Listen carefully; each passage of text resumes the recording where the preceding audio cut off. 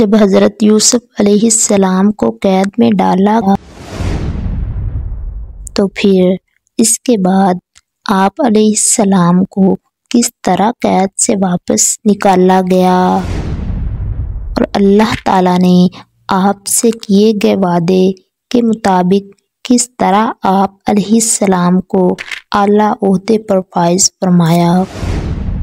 حضرت یوسف علیہ السلام کے جیل کے ساتھیوں نے جب آپ علیہ السلام کو اپنا خواب سنایا تو آپ علیہ السلام نے موقع کو غنیمت سمجھتے ہوئے انہیں اللہ تعالیٰ کی توحید اور دین کی باتیں سمجھائیں۔ حضرت یوسف علیہ السلام نے اپنے جیل کے ساتھیوں کو اللہ تعالیٰ کی توحید اور دین کی باتیں سمجھانے کے بعد انہیں تعبیر یہ بتائی کہ تم میں سے جس نے اپنے آپ کو شراب نچوڑتے دیکھا ہے اس کی تعبیر یہ ہے کہ اسے قید سے رہائی ملے گی اور وہ دوبارہ اپنے بادشاہ کو شراب پلانے پر معمور ہوگا، اور جس نے اپنے سر پر روٹیوں کے ٹوکرے دیکھے ہیں اسے پھانسی دی جائے گی اور پرندے اس کے سر سے گوشت نوچ نوچ کر کھائیں گے۔ حضرت یوسف علیہ السلام نے خواب کی تعبیر بتانے کے بعد ساقی سے کہا کہ تم تو نجات پا جاؤ گے، اس لیے جب بادشاہ کے پاس جاؤ تو ان سے میرا ذکر بھی کرنا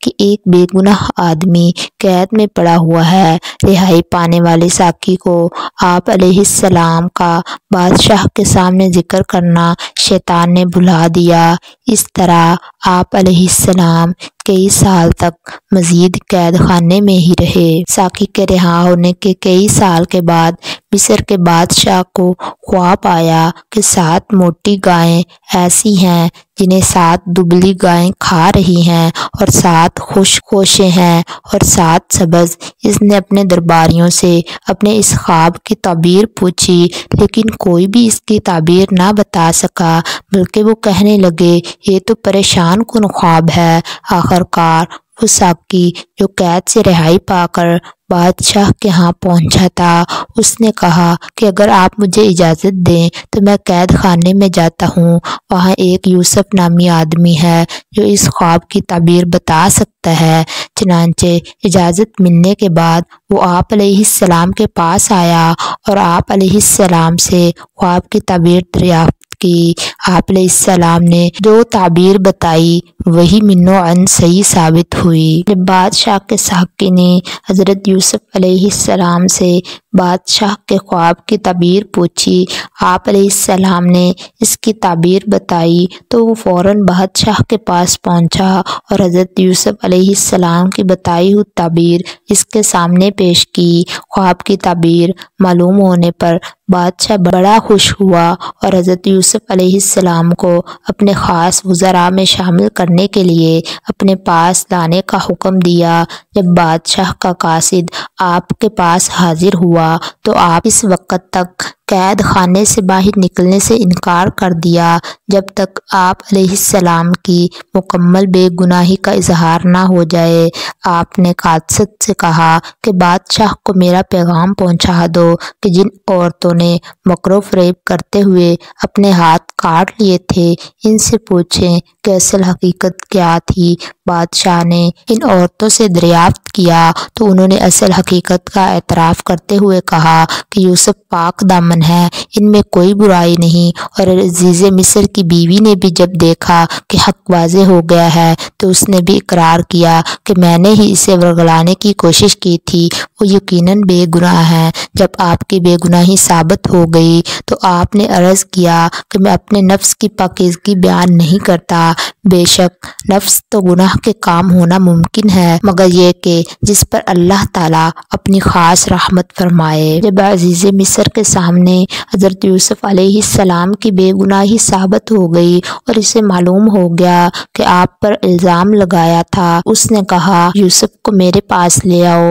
میں انہیں اپنے خاص کاموں کے لیے مقرر کر لیتا ہوں۔ جب اس نے آپ سے گفتگو کی تو وہ آپ کی صلاحیتوں سے بہت متاثر ہوا اور کہنے لگا آج سے آپ ہمارے ہاں عزت والے امانت دار ہیں۔ آپ نے عرض کیا کہ اگر آپ مجھے وزارت دینا چاہتے ہیں تو وزیر خزانہ بنا دیجئے، لہٰذا اس طرح آپ کو مصر میں وزارت کے عہدے پر فائز کر دیا گیا، اور اللہ عز و جل کا وہ وعدہ پورا ہوا کہ ہم آپ کو زمین میں اعلیٰ مقام پر فائز فرمائیں گے۔ آپ کو چونکہ پہلے ہی سے علم ہو چکا تھا کہ 7 سال بعد قحط سالیاں آئیں گی، آپ نے پہلے ہی سے ایسی تدابیر اختیار کی کہ قحط سالی والے سال بھی لوگوں کے خرد و نوش کی اشیاء بقدر ضرورت ملتی رہی۔ جب حضرت یوسف علیہ السلام وزیر خزانہ بنے تو خوشحالی کے 7 سالوں میں بہترین تدابیر اختیار کر کے اناج کو محفوظ کر لیا۔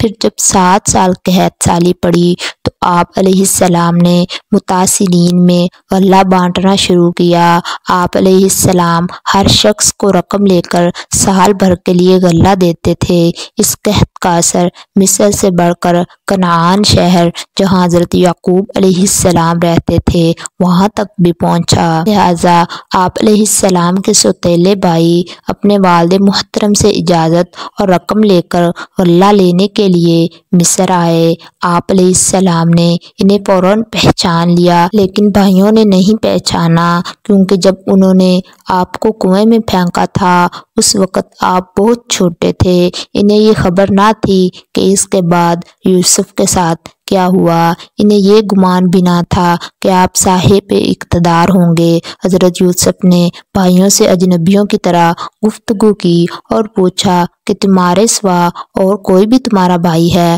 انہوں نے کہا ہم 12 بھائی تھے، ہمارا ایک سوتیلا بھائی جنگل میں ہلاک ہو گیا، اور اس کا ایک سگا بھائی اور ہے جو والد کے پاس ہے، وہ ہمارے ساتھ نہیں آیا۔ حضرت یوسف نے اپنے خدام سے کہا کہ ان کی اچھی طرح مہمان نوازی کرو، چنانچہ ان کی خوب مہمان نوازی کی گئی۔ اس کے بعد آپ علیہ السلام نے انہیں خوب غلہ دیا اور ان کی رقم بھی غلے میں واپس رکھوا دی، اور ساتھ ساتھ یہ بھی کہا کہ آئندہ جب میرے پاس آؤ تو اپنے چھوٹے بھائی کو بھی ساتھ لانا، اگر تم اسے ساتھ لائے تو تمہیں غلہ نہیں ملے گا۔ آئندہ جب میرے پاس آؤ تو اپنے چھوٹے بھائی بنیامین کو بھی ساتھ لانا، اگر تم اسے ساتھ نہ لائے تو تمہیں غلہ نہیں ملے گا۔